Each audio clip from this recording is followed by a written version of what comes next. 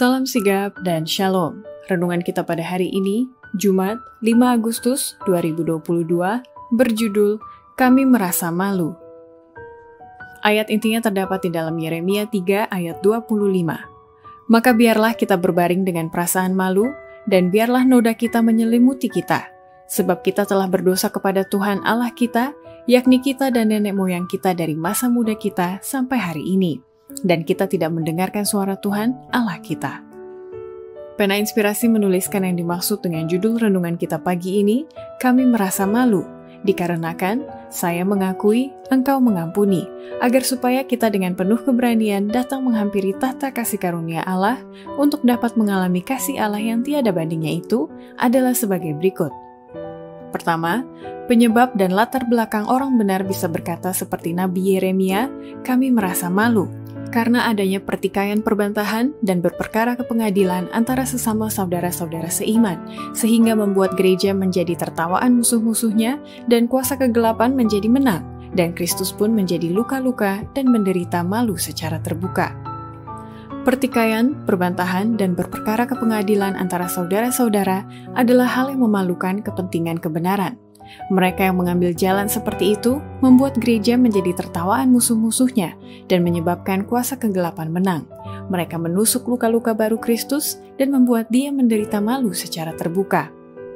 Kedua, penyebab dan latar belakang orang benar bisa berkata seperti Nabi Yeremia, kami merasa malu, karena walaupun orang-orang itu mengaku beriman kepada Kristus, tetapi mereka justru berjalan dengan perasaan, bukan dengan dorongan hati nurani dan iman dalam menantikan kegenapan janji-janji Allah itu.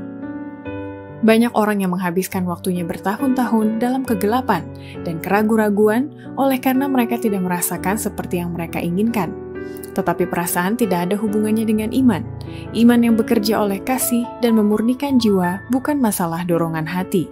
Itu menerima janji-janji Allah dan dengan teguh mempercayai bahwa apa yang telah dikatakannya, ia mampu melakukannya. Jiwa kita boleh dilatih untuk percaya, diajar untuk bersandar kepada firman Allah. Firman itu menyatakan bahwa orang benar akan hidup oleh iman, bukan oleh perasaan.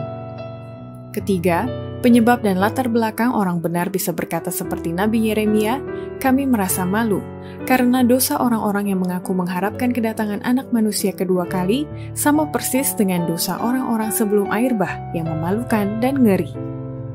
Dosa-dosa yang membinasakan orang-orang sebelum air bah dan kota-kota tanah datar ada dewasa ini, tidak hanya di negeri-negeri orang kafir, tidak hanya di antara orang-orang yang mengaku Kristen populer, tetapi juga di antara mereka yang mengaku mengharapkan kedatangan anak manusia. Jika Allah harus menampilkan dosa-dosa ini di hadapanmu, sebagaimana mereka muncul di pandangan Allah, maka engkau akan sangat malu dan ngeri.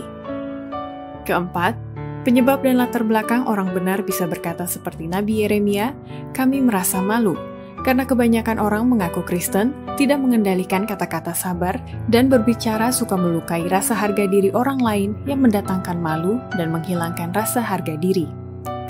Mereka yang memanjakan diri dalam kata-kata tidak sabar, akan mengalami malu, kehilangan rasa harga diri, kehilangan rasa percaya diri, dan akan mengalami penyesalan yang dalam dan pahit, sehingga membiarkan diri mereka kehilangan pengendalian diri dan berbicara dengan cara seperti itu. Betapa akan lebih baik jika kata-kata seperti itu tidak pernah diucapkan. Betapa lebih baik mempunyai minyak kasih karunia dalam hati, sehingga sanggup melewati semua provokasi dan menanggung segala perkara dalam kelemah lembutan dan kesabaran yang menyerupai Kristus. Demikianlah renungan kita pada hari ini. Kiranya Tuhan memberkati kita semua.